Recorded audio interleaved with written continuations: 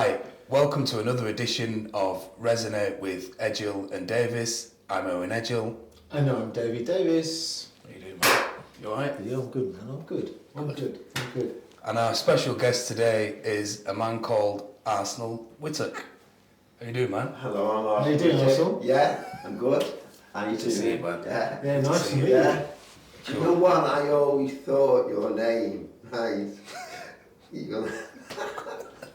Because you remember you'd done the event at Boston Gardens, Right. and you come up and went, you were giving the prizes out at Yeah, I was. wellbeing, and you come up to do the draw, and you went, if anyone doesn't know me, my name's Tombola. So I went away. Yeah, I remember that.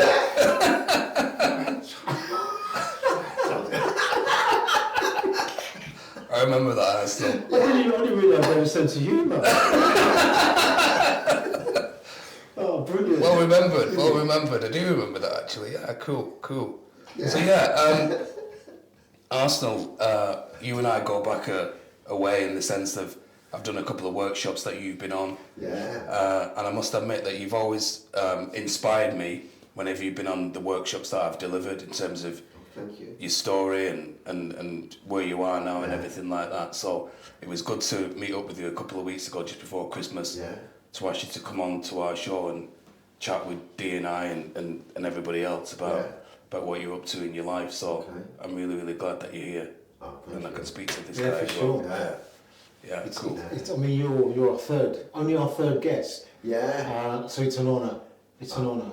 Completely. That we can have someone that's from the general public. Yes. That's got a real life story to tell. Yes. That people can resonate with. Right. Yeah. So I suppose from here, Yeah.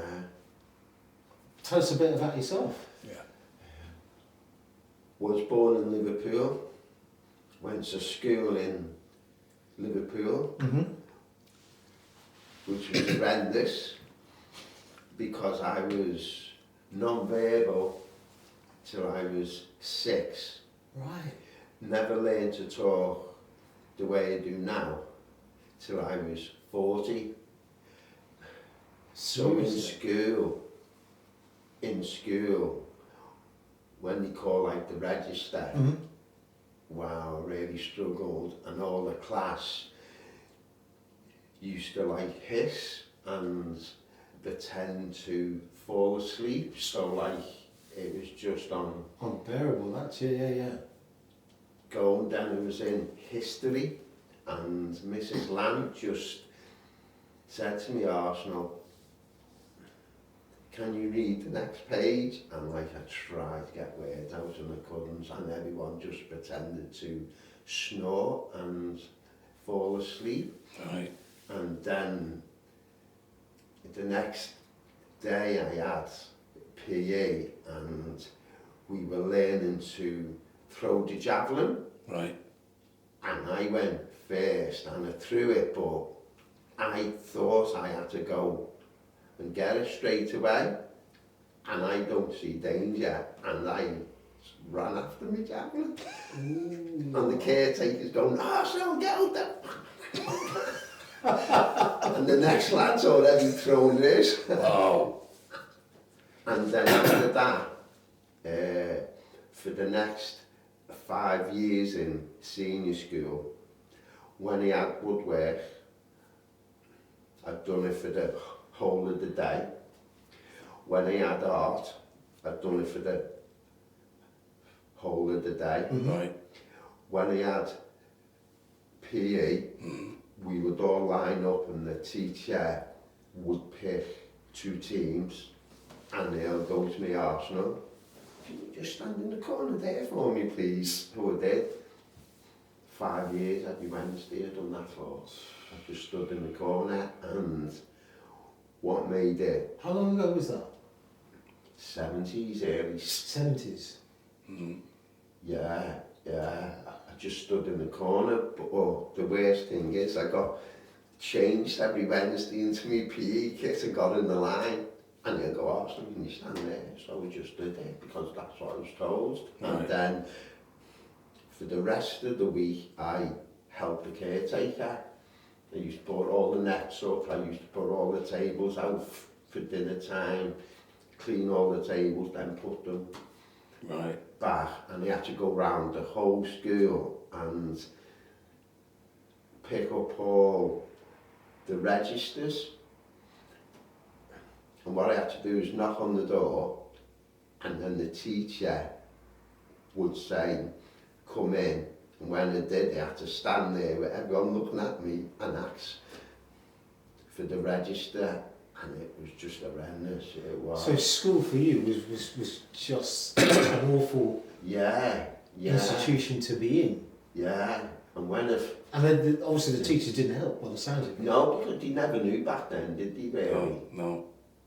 I've just only recently found out that when I was 10, they tried to put me into an institution when I was 10, so... Wow. Yeah. So, yeah, so school and work, I've never had an interview. I've always got jobs, word of mouth and stuff. Right. Because I go to an interview and like,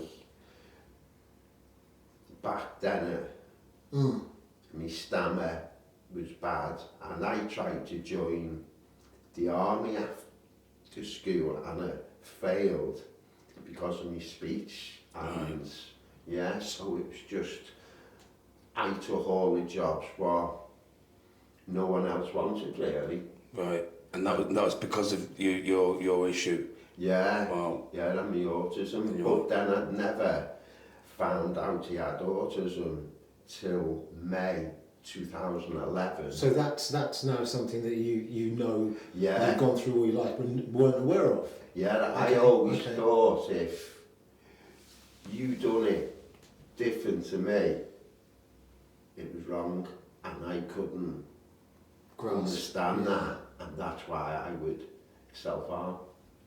Right. Yeah, Right. because in November 2010, my daughter come home from school in tears, and she come up to me for a hug, and she put her head on my shoulder there, and I just stood there like a statue. And then that night, when she went to bed, thinking I didn't love her, she tried to take her life, and next day in hospital, they asked her why, and she went, because of him, and just reeled off about 20 things about me, and they went to Arsenal, in your opinion, how much is that true? And I said, all of it. And they said, really? And then I said, oh no, there's one thing I don't do, self-harm. And they said to me, what are all the bruises up here, Arsenal? And I said, oh, that's where I butt the wall and knock myself out. And they said, what? Why are all your veins blistered there? And I said, that's where I punch. And they said, Arsenal, that's self-harm. And I never knew. I started it at the age of 9. And what I'd done then, though, Did your parents know? Yeah, everyone knew, because they just used to do it. They used to do it. So Schools knew, parents knew. Yeah, everyone knew that I was harming. It might be like just a smack or but yeah, I was doing it from the age of 9. And what I'd done then in 2010, I kept a diary for a year, and every time I harmed, I put it in the diary, and over the year, I harmed 482 times. Wow. And what I'd done then, though, I read the diary over and over again, and I realised where all my triggers were. Excuse me. And what I'd done then, I got a trigger to harm, and then I learned a strategy to stop it, and I went through all the diary. It took me 4.5 years. And after 43 years of self-harm, I've not hit myself since Tuesday, the 19th of August, 2014. Brilliant. It's 10 years. Good for you. That's brilliant. That's absolutely Nice one. Nice one. It's what's in the bag, all strategies. I take strategies. I was going to say, so can I ask you the question of, how did you kind of get to learn about the strategies? I mean, it didn't just fall out of the sky. Were you speaking to someone about it? Did you read a book, or how did you kind of get to the stage where I've got to do something about this? Each one was like a negative. The harming bit is a negative, and what I have to do is get a positive to override the negative. So an instance is, do you know the motorbikes, what the kids have, and they rev them all the time? Yeah. That does my head in. That just, like the sound of it, and so that's a negative. And I have to get a similar but a positive. And when I was 13, Evil Knievel. Yeah, I remember that. Yeah, he was at Wembley Stadium on top of the roof, and he come off and he jumped over the buses. Right. And to me as a kid, that was a positive. Right. And what I have in my head is a projector screen, and what I have are all these positive slides, and when I hear those trial bikes and that, I get the positive slide of Evil Knievel jumping the buses, and I put it in me. I want to override. Yeah, I know, override it. Yeah. Brilliant. It just makes me happy. Yeah, and that works for you. Yeah. Yeah, interesting. I wanna ask you, how did the name Arsenal come about? What? 1971. Yeah. Saturday, the 8th of May. It was the FA Cup final, Liverpool-Arsenal, and all our kids on the estate played the pre-cup final. Right, and we all went over to the field, and there was about 20 lads. Right. And I noticed this lad, and he went in the Liverpool goal, and I thought, I wanted to go in goal, so I thought, I'll go in the Arsenal goals. Right. All picked up jumpers, and I ran down, I put a jumper there, turned round, and there was me on the Arsenal team, and there was 19 on the Liverpool team. And you all going, Arsenal, and it just stuck. It just stuck, right? Yeah. Right. And when I went home, I went to my dad, I want Arsenal to win today. And he said, don't be so stupid.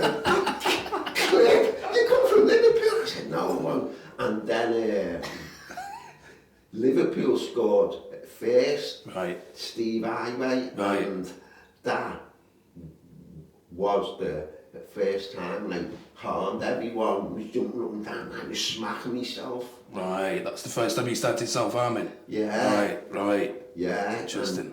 And then I got... a negative. Yeah. Yes, that's a negative. And now, I've not been to watch Arsenal for like 10 years now. I can't even watch it on a screen in a pub. Right. And when Arsenal play today, I go on a 3-hour beach walk. Right. I need to keep out weight. Yeah. Because of my autism, I couldn't process that Arsenal couldn't win every game. Right. And when they drew, self-harm, and when they lost, suicide attempts. So, yeah, I got properly addicted. Did you go to the actual games as well? You used to go to the games? Season ticket, right. I've been abroad. Wow. Yeah. Yeah. was hard times when they lost, it was. Do you know, I mean, I follow United. Well, I don't follow them as much as I used to do. But even now when they lose, Yeah. I can feel a bit of... Yeah. So you had that a billionfold when Yeah. Arsenal lost Yeah. or when they drew. Yeah. So I just can't imagine what it must have been like for you, but... It's like when I never knew until I read the book that, well, my ex-wife has a chapter in it, and she says if I was watching the match at home Right. the night before, Yeah. they would move all the furniture back and take anything that I could smash because I would trash the house if they got beat. Wow. And it was like, yeah, and even the dog, on the match day, right, the dog, I don't know how he knew it was a match day, but my wife and me 2 girls and the dog, Went upstairs. yeah, Right. and stayed out. Stayed out of your way. Yeah, because it was a nightmare. So how do you process now? Yeah.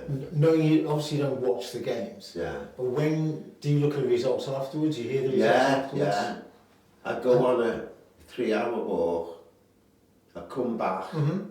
and originally, did you know how I done it?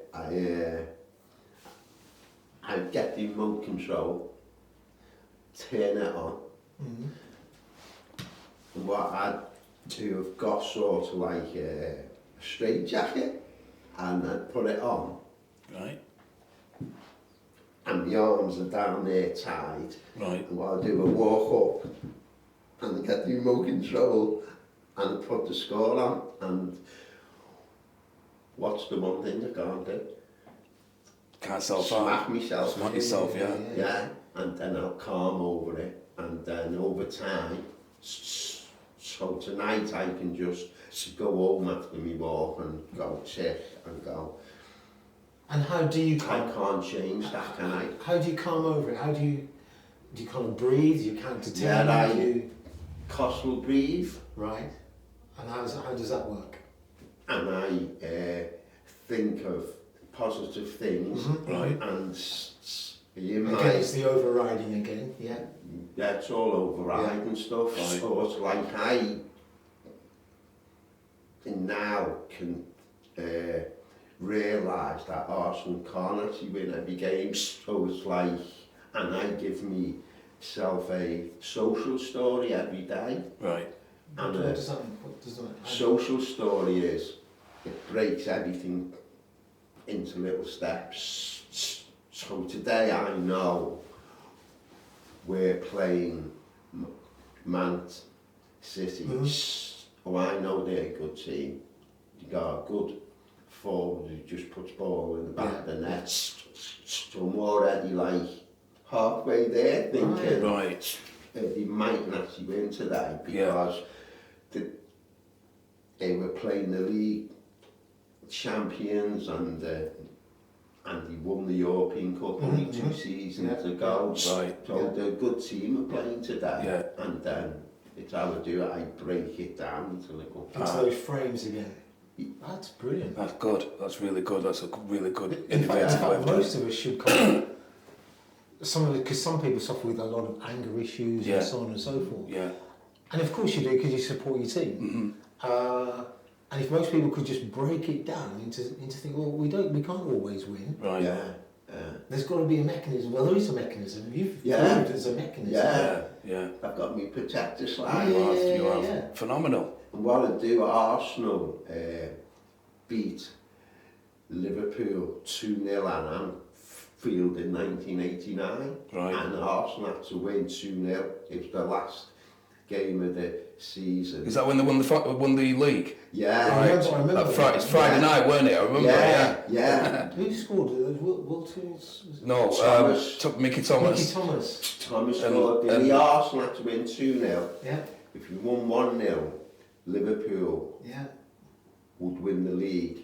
And if Arsenal won 2-0, Arsenal... 2 clear goals, I yeah. remember exactly where I was. And it was Oh, so do I was in the main stands. Right, good for you. When I was driving home to from Cornwall, we were listening to it on the radio. Yeah. And I so happened to have a Liverpool supporter as a passenger coming down with me. I mean, I wasn't an Arsenal supporter, but I wanted Arsenal to win. But yeah, that was... God, it was 90 minutes incredible. up. And I could just remember the cop all going, "Whoa, God," I'm going, "Shit, I've got work Tuesday, oh my God, I'm going to get slaughtered." And Arsenal scored, oh, I was bouncing. That's it, chest down. So when Arsenal ever get beat now, I get me Michael Thomas and go, "Woo, That's brilliant. Good for you, man. Good for you. So Arsenal, sorry to cut you to so how did it, what do you do now in terms of, where's your life now? Life, I've got like a brand new life. I give talks in school on autism. Wow. Libraries, I do universities. I've just come back from Krakow in Poland. I gave a talk over there. Wow. Just do talks all the time. All about autism and about your life. Autism and how I talk about triggers to harm. Yeah.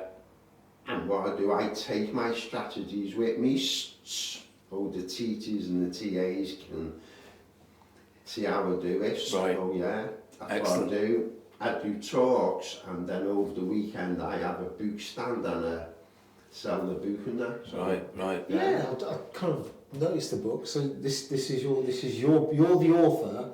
No, he's the author. Yeah. Do you want to pick that up and put it to the camera? I Just think you're on this one. Yeah. So he's the author, Alan J. Hill. Yeah. And the book is called A Boy Called A Arsenal. Boy Called Arsenal. And it's all about It's all you. about my life, and my two girls have A Boy a Called Arsenal. chapter in there, and my ex-wife has. It come out in 2020, and in 2021 got to #1 on Amazon. Just gone into its 5th print. Wow. I was doing, I go That's everywhere phenomenal. with That's it. just a phenomenon, because you've been through a lot in your life. Yeah. But what you haven't do is let it suppress the abilities that you have Yeah. to come out and have a book about you. Because Erwin showed me a photograph Yeah. that you were in Paul yesterday, Yeah. pretty much doing a book promotion. Yeah. And on the actual screen itself, you've got those marketing banners. Yeah. Yeah, you had Nick Thornby Yeah. gave you 4 stars. 5. 5 stars. Right. Yeah. Wow. My apologies. Yeah. And Nick, if anyone doesn't know, Nick Thornby is Hornby is a well-known, best-selling author. Yeah. Because I know he wrote the book about the boy. Yeah. Fever Pitch. Yeah. Which is, Yeah. and he's an Arsenal supporter as well. Yeah. Wow. Yeah. So to have And this lad's got autism. really. Yeah. Yeah. Wow. So to have someone like that literally endorsing, your book, Your life. your life story in yeah. a book, is just amazing. Really is. You've come up leaps and bounds. Yeah. Absolutely. It just goes to show it can be done. Yeah.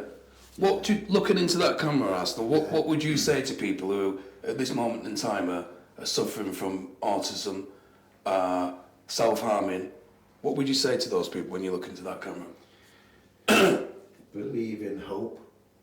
Right. Yeah, that's a massive thing, because like when I was grown up, it was like, he can't do that, he can't do that, he can't do that. Then in the end, you end up believing it, Right. thinking, Yeah. I can't do that. And now it's like, why can't I do it? Yeah. Tell me why I can't do it. Yeah. Right. Prove you wrong. Yes. Yeah, it's good for And you. have a go. Right. Because at the beginning I told you about, I never hugged my daughter.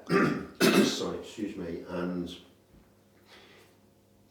in Christmas Day 2014, I gave me girls the presents, and I went to them, I've got just one more gift for you. and I hugged them for the first time. And it was like, so emotional, but know what? It's like I won the lottery. I was so happy. And They were so happy. Yeah, they were in tears and they were crying, and my ex-wife come in and seen them crying, and he went, Arsenal, what have you done to them now?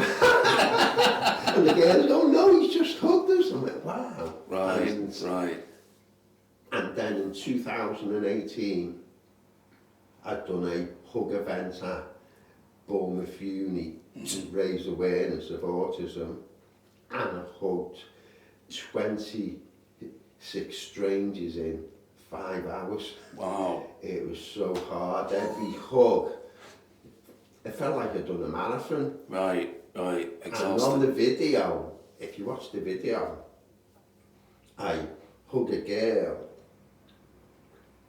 and as I pull back, and I can see her hanging, my head just went to a different place.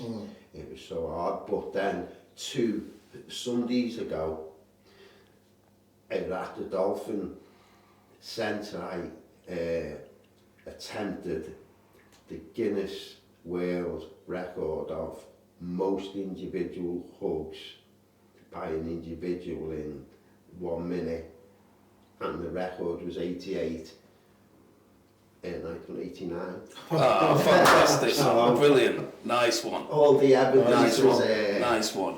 Well all done. the evidence was at the Guinness Book of Records. Fantastic. What an inspiration. Checking everything, so yeah. So if Phenomenal. I get it, great. If I don't, I'll keep on trying. I mean, I don't know how much time we've got left, but Just going to bring this thing down for a it'd be London. great to talk to you for even You'll have to come on. You'll have to come on again. Yeah, Definitely. for You'll have sure. to come on yeah, again. come on again, yeah. But just to bring this thing down for London, as we always say, where can people buy your book from, Arsenal?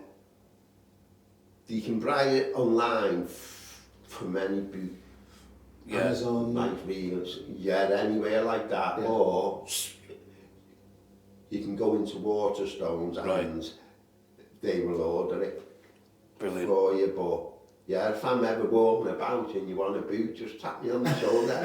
Will do. Yeah. Will do. I can vouch for that. Definitely. I can vouch for that. He came with a rucksack full of books. I thought it was a did. kitchen sink. He did. Well, I personally, thank you for coming on I know, it's on been a our pleasure. show today. Really appreciate it. Phenomenal story, phenomenal inspiration to all of us, and I'm sure the viewers out there can concur as well. And like we say, we want you to come on again. Oh, thank you. But yeah, you keep doing the good work that you're doing, man, and nice one. Well done, brother. Oh, thank you. Well done. Absolutely genius. Really are. I suppose I've kind of closed down. Yeah. You've heard a heartwarming story, and you can see that we can all either, I suppose, play with the cards that we've been dealt, or you can get your own cards Right. and play with those cards. Right. And Arsenal is living proof. Just a normal person, different from any one of us, and yet he rose from what I would say the quicksand. Yeah.